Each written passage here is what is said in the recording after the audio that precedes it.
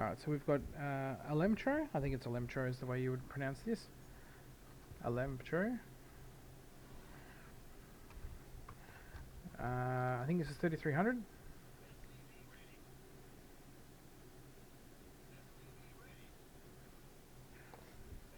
I was going to see how we go. We definitely don't want to be watching the turn. So this is one of the Benny games they've had. They've sent me this as a display of how much better things are going. Now remember, this Zerg, literally a couple of replays ago, didn't even send the first Overlord across, and now we already have the first Overlord going across at the start. We have this Overlord scouting up here. Where is it going? Actually, it's going quite far. No, it's going to here, which is great because we're going to get vision of the natural if we get any silly shenanigans. We see that the Terran is scouting us. Lots of really good information comes from this, right? And not only that, but we get to see that he's making a natural. If we see that he's making a natural, we know that this man is not making like 3 or 4 barracks behind this. I mean, at the same time, he cannot afford it, right? So we see the natural, we know that this is not a one-base proxy or some nonsense, right? This is a normal game. Reaper comes out. Sometimes setting the Overlord sort of midway between the Reaper cliff and the base is a really good idea to get a scout on both pieces. He's building a second Reaper, which is really interesting. I hope the Overlord stays around to see this, right? Because this is important. That's committing enough gas that he could have just gone into a factory or whatever, or built a reactor and started pumping Marines, but he's gone for a second Reaper instead, which I don't think it's going to get much done, but we'll see. Pardon me. And also, like, if the Overlord comes up the Reaper ledge, you get to see the Reaper leave. If you don't see a Reaper leave, then you can actually skip the Lings, which we should be making now, but we got supply blocked. It's going to hurt. He's coming. Oh lordy, he coming. Why is that not working? Here we go. There we go. We finally pushed him away. He's only making the 2 Reapers. He's not getting into a third CC, but he easily could with the amount of money he's made. This Overlord was a panic one, so we didn't actually end up sending it anywhere, which is a bit disappointing. But we've got Ling speed coming, we've got our Lings out. Our economy's slightly ahead, but we need to be pushing more. Yeah, just leave him. If he's gonna it's 2 Reapers, there's nothing to worry about. The only thing we need to be worried about is, I really would like to see an Overlord here so we can see if he rotates the Reapers up here, because if they get into here, they can probably pick off a couple of drones here and there and then rotate out, or come down here when the Queens are slowly walking up here. This little patch of creep obviously delays him. If he gets a mine, a little Reaper grenade here, can push them down to the low ground while he kills a couple of workers. Just something to be aware of. Oh, almost got away with that. That was a pretty greedy creep tumor, all things considered. We left the SCV there. I'd love to see this going back for a scout,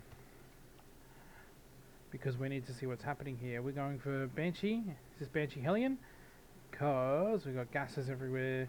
He hasn't taken the gases of the natural yet, so it doesn't feel like BC. It's not quite as committed, but this is going to get some good damage done. No reaction from the Terran. Oh, okay. No reaction from the Terran for way longer than there should have been. So, pardon me. Lingers come in. Oh, it's at the same time he's scouting. That's rough. So, he sees this, instantly F2s his army, which I honestly love. I think this isn't used enough. I see a lot of people that will see this and go, shit, and go over here, scroll, grab these, and then A move them down. Just F2, A move, and just be done with it. The Reaper won't get good connections over here. Who gives a shit? But what I really didn't like is we left 2 SCVs here. Just grab these 2 Lings and bing bing, like hold shift, right click both of them. They both die instead of you doing this, because you're probably not going to get. You shouldn't get much here. Yeah, we don't. But we had an opportunity to kill 2 more SCVs here, which for 5 SCVs for like, what, 8, 10 Lings, fantastic trade. Where are we at with our workers? We're ahead. We're floating. We're already floating so much money. We need this base really bad, and we need a scout. We got the scout here. Told you, Banshee Hellion. We need the scout here to figure out what the hell is happening.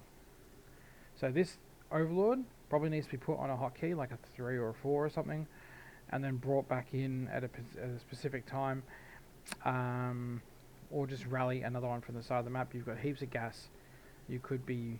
Where's the lair? We've got a lair. We haven't got a lair, which I feel like is a little bit late, and our third is super late because we've let this happen. Just take this third instead, who cares? No harm, no foul. Economy for both players is pretty much even. Hoping that you just bought some... No, you built some lings, which is fine. We saw the Banshee, right? We saw the Banshee tech. But did we... Oh no. Do we know it's coming? Again, I'd love to see an Overlord here, an Overlord here. Because the beauty of a spot like this, right, is it's too far from Marines to really make connections with the Overlord unless they get up here with a medevac. So you'll get vision of this area and any ground forces going around it, but you'll be safe from almost everything that's on the ground. And obviously this is a good spot because you don't want to get hit here. This is a good spot, pretty easy obviously, because you can't be killed from here, and you get good vision of any drops trying to come into the natural.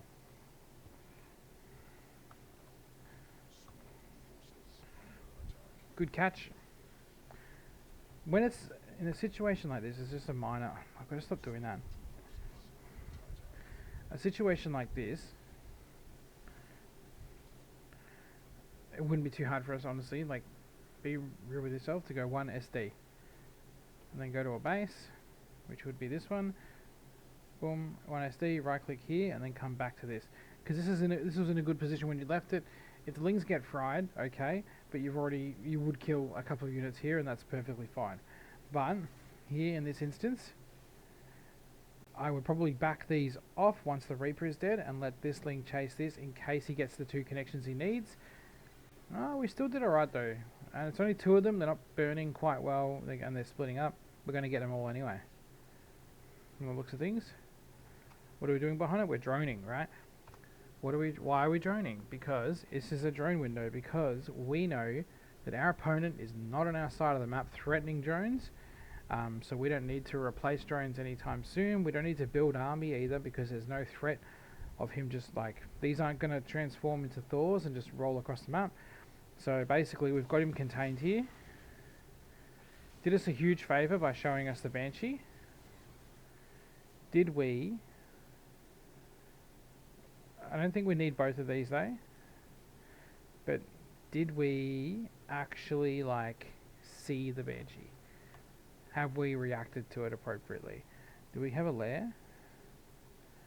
We still don't have a lair. 6 minutes 40 is a little bit late for me personally. We have still tons of money and gas. Boom boom, make these upgrades happen. The upgrades should be happening real quick. Oh my god. Wasn't he...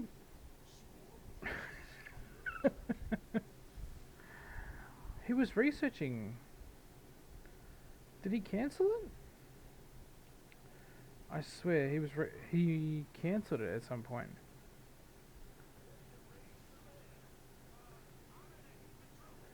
He just cancelled it and then moved the Banshee across the map, and then it just got eaten by 3 queens with no effort. What a fantastic catch. I just want to see this again.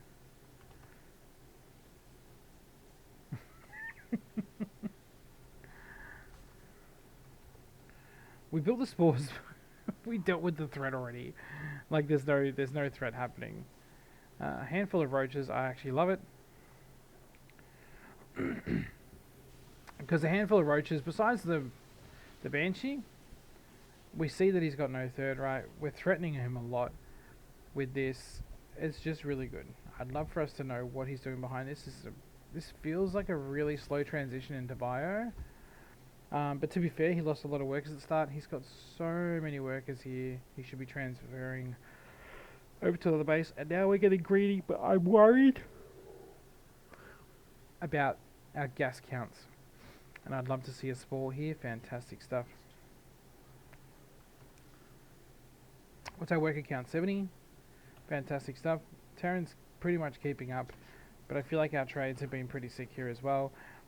What I really would like to see is even an overlord on the perch here, and us to start getting into when we get we're in a lair because we've got an infestation pit and hydrogen coming, right? But when we get into the lair, especially if you've got plenty of gas floating and you're not in any immediate threat, would be to get, obviously we want this, but to be getting a couple of overseers, going in for a good scout. Oh, he's moved his SUVs around all weird. No, he's gone wacky. He's going up here now. What was I saying? Yeah, get a couple of overseers and start sending the changelings out just so you can keep tabs on your opponent. Because if you see something like this, where they're starting to just build CCs for the sake of building CCs, then you kind of need, I think you just need to go kill them. What have we got? A tank up here. A handful of buy. Probably doesn't have stim. It's got 1-1, but no stim and no combat shields. Hey, the overseer with the changeling. Fantastic stuff. We see buyer because we haven't seen buyer up until this point. So that's a really good scout, actually.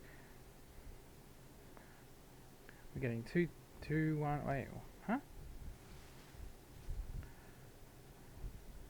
I'm a bit confused. And we just meet him on the map and crush him.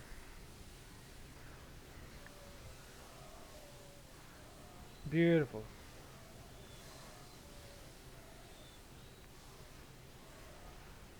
Yeah, don't attack where the tanks are supporting. Ah, you know what? We're reinforcing. Actually, this is sick. More beautiful stuff. What a win. One, like, just play defensive, and then one swift attack, and then boom. That's all over.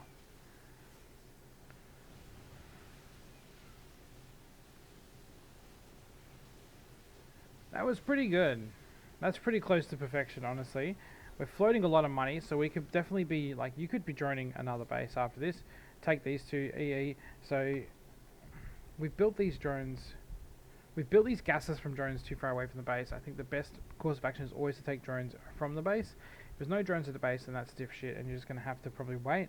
In that case, I would usually build, like, maybe half a mineral line of drones, and then you can take 2 build gases, and then you still have 6 drones here. You could go quickly 3 and 3, but at this stage, he's obviously very wounded. He's not got a lot going for him except for 2-2, but he's finally got stim and combat shields at like 12 minutes. Yeah, not a lot going on for this Terran. Has he got energy on the CCs? Yeah, but not enough. No, he has been muling. So yeah, at this stage, massively outgrowing him. He's got workers that aren't working though, so that skews the numbers a little bit. But yeah, there's nothing that you'd probably need to be afraid of at this stage. We could just be going into, we could probably go into like literally Hydraling and win this fight. What are we going into? Hydraling with some roaches spewed in. Every time the injects be popping off. Let's have a look. What are we doing? Great creep spread for 3,300. This is sick. I honestly think that you probably play Terrans that think you're smurfing because they never play against a Zerg who does creep spread and who does it this well. Like, it's 13 minutes and he's got it on his third. And we just walk over it, attack it. Perfection. There's nothing he can do now. Even got Corruptors in here as well, just to like really rub it in. But the Hydralisks were trading well with those Marines for a second, right? Everything is falling apart. Yeah, he's going to leave in a couple of seconds. Absolutely sick game. This is something we really need to be aware of when we're on the other side trading as well. Is any leftover lava should probably be transformed into defensive units for exactly this kind of maneuver, because the momentum this stuff has is incredible. Would he kill your army in a straight up fight? Absolutely not.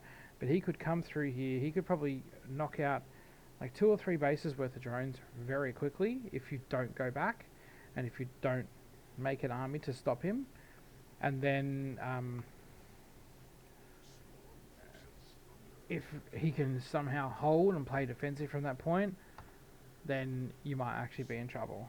But this is an incredible difference. We got max this game. We didn't get max the other game, I don't think. The creep spread is phenomenal, honestly. How many tumors we got? Like 60? 86 tumors. I love it. I love it. He's got 2-2-1. You've got 1-2-1. Like it. Groove spines, muscular augments, centrifugal hooks. All the simple stuff that we should have for a T2 army, we have it. This is fantastic. I wonder if there's a way to get rid of the health bars here. What a difference though, like just enacting a couple of things. 2 or 3 points I would like to make is we can always drone harder. We can always drone harder. But that being said, there's Masters players out there who don't drone when they probably should either as well. So like no harm, no foul. I guess you'll get better at it as you need to get better at it as you start facing opponents who will make you suffer for not having it. Is it the back of a Viking? I think it is.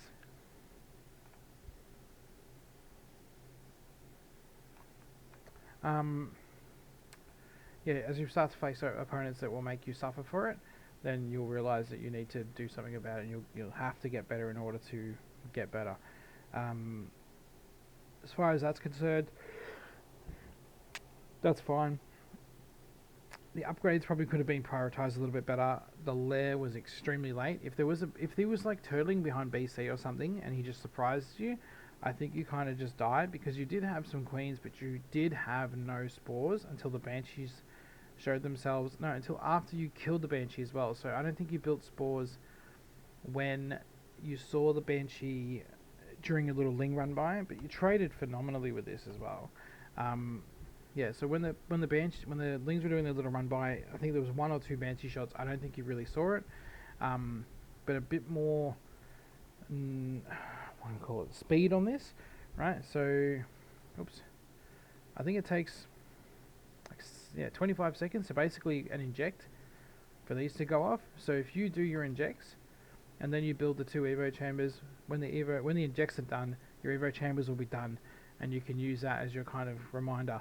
Same thing with this, the infestation pit takes like 36 seconds or something as well, which is slightly longer than a inject cycle. A lot of these tech buildings, besides the spire, yeah, so 30 for the Hydroden, 36 for the Nidus. The spire is obviously the outlier there. All these take roughly the same time, and so like slightly after your next inject, you can go back and check on them, or you should go back and check on them. I really would like to see, in fact I think we must need to see overlords in the dead space, and as much dead space as possible. Do them here, like wherever you want to, but having them in those, like I've literally caught Terran liberators trying to sneak out the back of their base through like an overlord hidden here, right, and they just rallying it around the map. You see it like almost 30-40 seconds early. You can build a spore by then, or 2 spores, whatever you need, but it's easy defense. And I would really like to see overlords when we get to the lair. We got to the lair late, which affected this, but overlords on spare bases. So maybe not even his 3rd, but definitely like every 4th, 5th, 6th, 7th, 8th, 9th, 10th base that he could probably take on the map should have an overlord on it that's spewing creep. So he needs to bring an army, kill the overlord, then start planting his flag, and then you could, at the time you see that happen, if you've already got overseers in your army, you can drop changelings and send them to that position, and when you see the army moving out there, that's when you jump on him. Both of these fights we took were incredibly, they all felt easy, right? Nothing about that felt difficult, I'm sure. The first one you pretty much moved across the map and then engaged him, and then you just took the fight. And this one, we walked up, surrounded him, boom, dead. All the little skirmishes that happened, no real losses occurred from that. Yeah, so But the creep spread is so good. So good to see. Dead Space Overlords. Let me do my little checklist here actually. I'm sure we hate seeing this.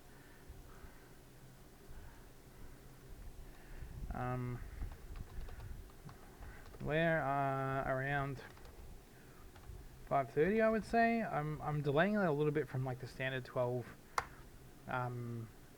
worker start. So I feel like that's a fair time. Is 5:30 now. You could do 5 minutes. You could do 5:30, probably depending on how the game goes. But I think 5:30 is a pretty decent one. After the Overlords into Dead Space between bases. Overlords at enemy fourths, fifths, etc. And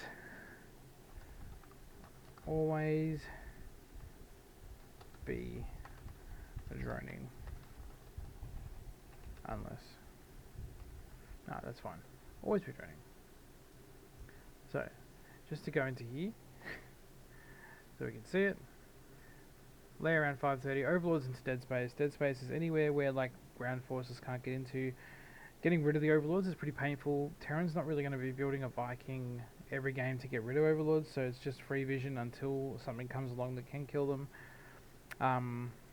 And obviously, as we talked about, the Overlords spewing out creep on the bases just gives you a lot of easy free scouting and helps you keep track of where your opponent's moving to.